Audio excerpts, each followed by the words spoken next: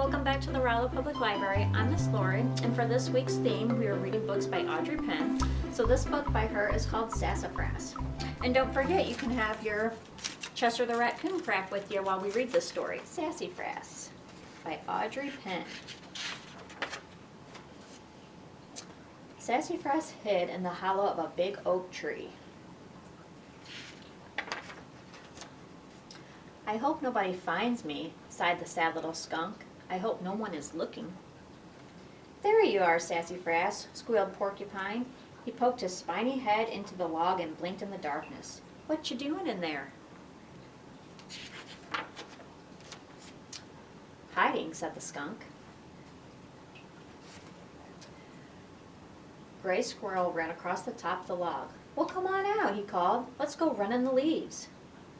You don't want to play with me, said Sassafras, slipping further into the hollow tree. I might, make a big stink. Too true, sniffed Screech Owl. She sat high above the others, always on the lookout for danger. That little skunk can make an awful big smell. We don't mind, do we, Gray Squirrel, said Porcupine. We just want him to play. But the shy little skunk just lowered his head and said nothing. When Porcupine and Gray Squirrel left, Sassafras climbed out of the log and walked to the edge of Willow Pond. You guys see her walking there?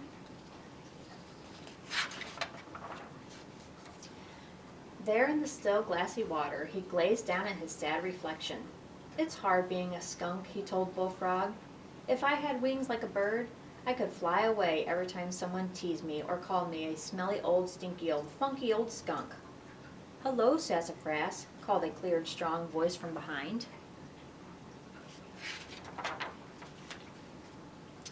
Sassafras turned around. Hello, Poppy. You smell like root beer. The wise old skunk chuckled. That's not me, said Poppy. I'm chewing sassafras root. Sassafras root is sweet, like you. Oh, I'm not sweet, said Sassafras with a blush.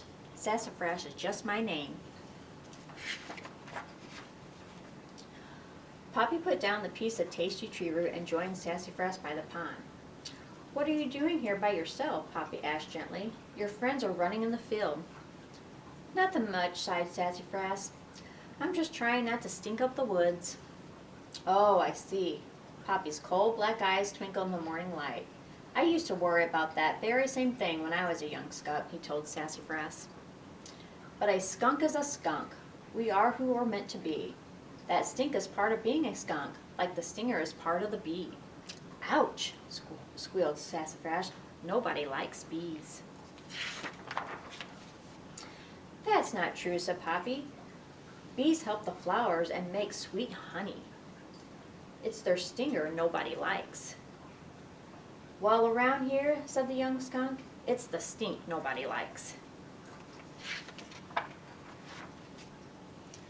Every animal in the forest has some special way of helping it stay safe, explained Poppy. Some animals blend in with the forest. Some animals are big and strong. Some have teeth and claws. Poppy looked at Sassafras with pride. Birds have wings, bees have stingers, porcupines have quills, and skunks have smelly old, stinky old, funky old sprays. Poppy was about to say more when Screech Owl sounded a sudden alarm, bringing all the animals together.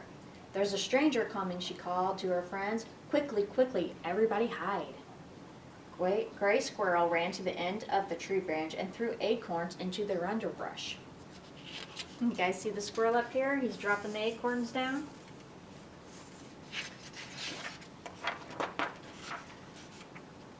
Porcupine scurried up a tree and shook loose several long, spiny quills and sent them sailing down below. And Sassafras stamped his feet and snarled at the sound of rustling leaves. What do you think it could be? Let's see if it will tell us. But when the sound grew closer, the brave little skunk turned his back to the noise, raised his thick, bushy tail straight into the air, and sprayed 2 yellow streams of skunk oil. Bullseye, cheered Sassafras, quickly moving away. That should send them running. But instead, the woods grew still and quiet. Sassafras watched curiously as the underbrush slowly parted and Gray Fox, new to the forest, stepped forward. Gray Fox crinkled his nose at the skunk smell, plucked the stinging quills from her tail, and rubbed her head where Gray Squirrel's acorns had hit. "Gosh," he sighed, "I only wanted to play." And with a slow, sad turn and a droopy head, she started to walk away.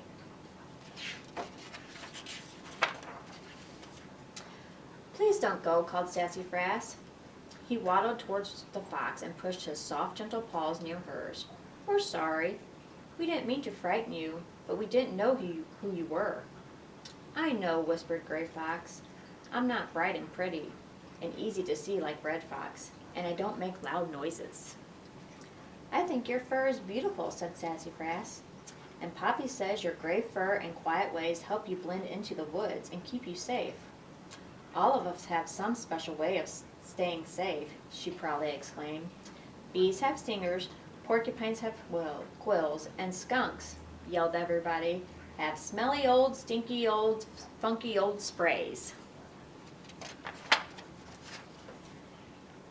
"You know," said Sassafras, as he and his friends led Gray Fox toward Willow Pond, "we are who we are. That's the way it should be. Even smelly old, stinky old, funky old me." The end. So wasn't that a great story? So don't forget to come pick up your grab-and-go bags to make Chester the Raccoon and the Kissing Hand.